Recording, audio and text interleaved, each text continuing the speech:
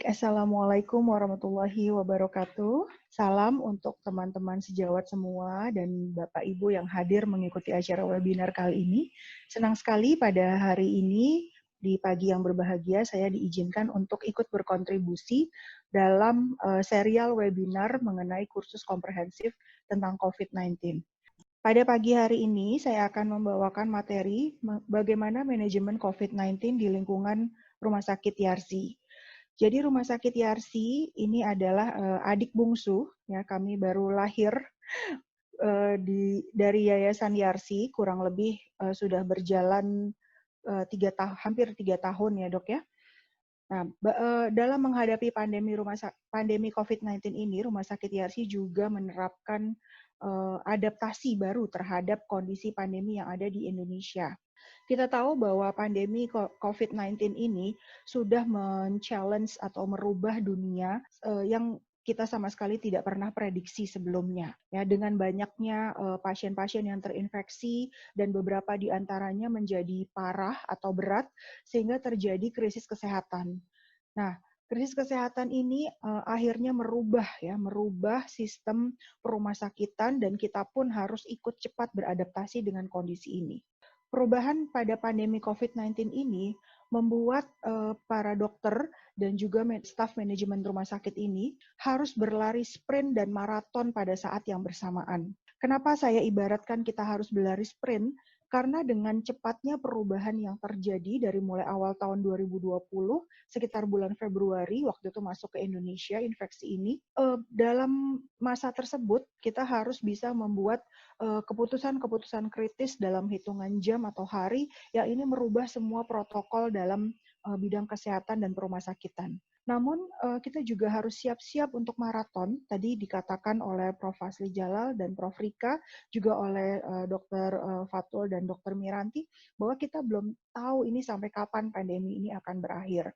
Penelitian masih berlanjut dan kita harus bersiap-siap bahwa ini mungkin akan berlangsung sampai beberapa tahun ke depan. Ya, kita harus siap dengan cadangan APD, kita harus menyiapkan staf kita, jangan sampai mereka burn out, kelelahan.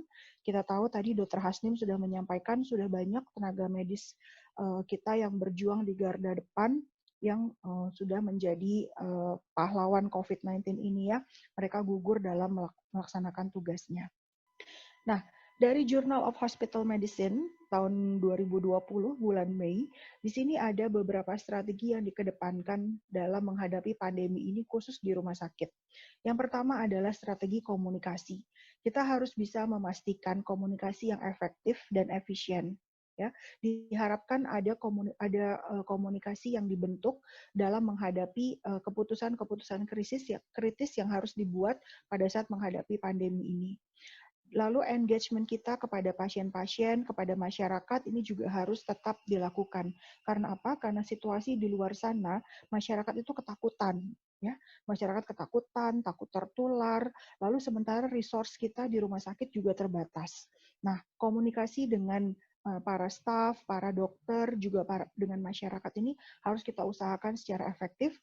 Salah satunya adalah dengan webinar yang kita adakan pada pagi hari ini, sehingga sharing informasi ini tetap terjaga dan kita bisa sama-sama beradaptasi dan melanjutkan kehidupan dengan protokol-protokol yang kita sesuaikan dengan kondisi pandemi sekarang. Lalu yang kedua adalah isu staf di rumah sakit. Ya, isu staf di rumah sakit ini kita melakukan berbagai macam pembatasan. Jadi pasien-pasien poliklinik ini juga jadi terbatas jumlahnya yang bisa kontrol ke rumah sakit. Namun tetap kita berusaha melakukan engagement dengan pasien ini dengan baik.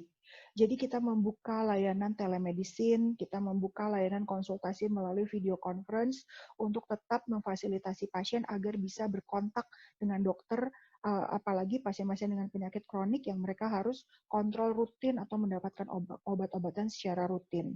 Juga pasien-pasien emergensi yang tiba-tiba harus membutuhkan pertolongan, misalkan pasien kecelakaan atau pasien kanker yang perburukan, nah itu harus kita pikirkan bagaimana kita memanage itu di rumah sakit.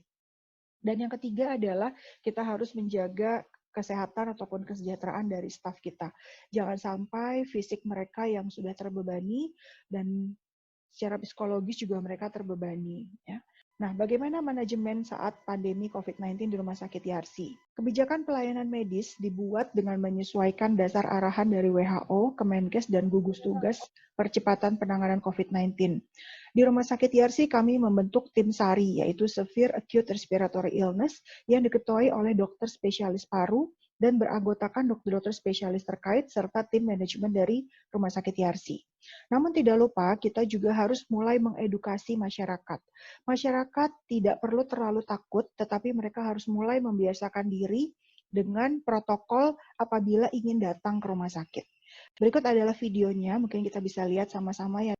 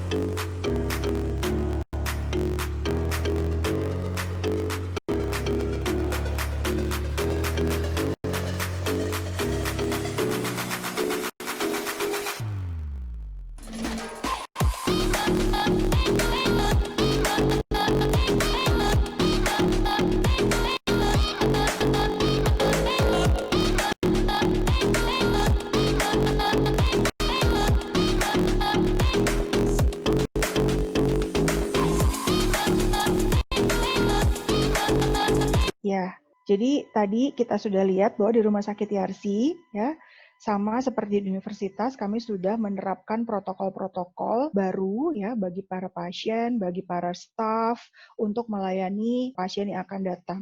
Nah, untuk pelayanan poli atau rawat jalan, Rumah Sakit Yarsi mengadopsi platform telemedicine sebagai terobosan untuk layanan di tengah pandemi.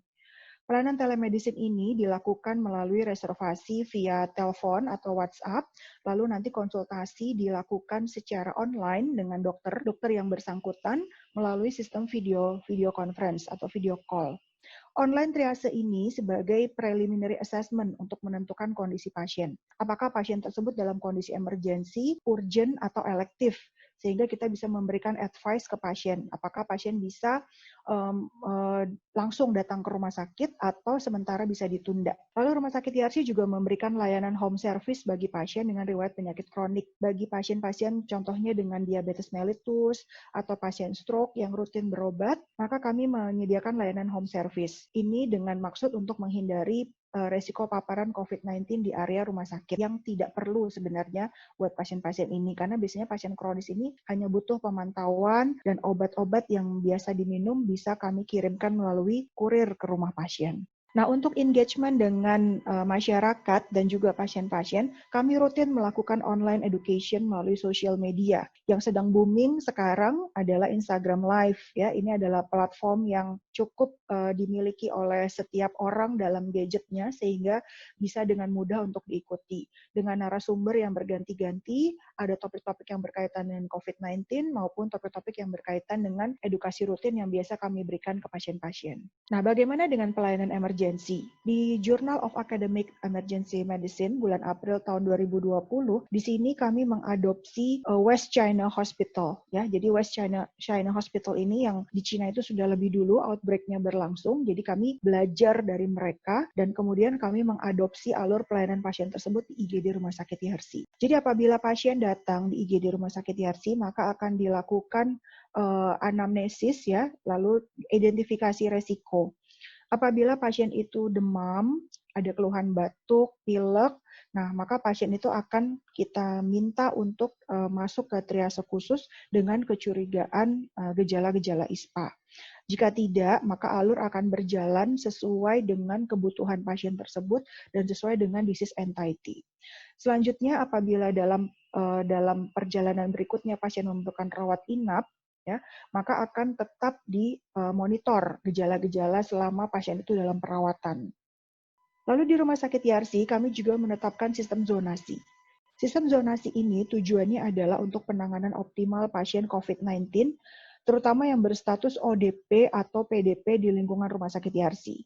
Pada pasien dengan ODP atau PDP ringan yang kebetulan masuk ke rumah sakit YARSI, kami sudah menyiapkan kamar isolasi di lantai 8 yang itu terpisah dari lingkungan perawatan yang lain.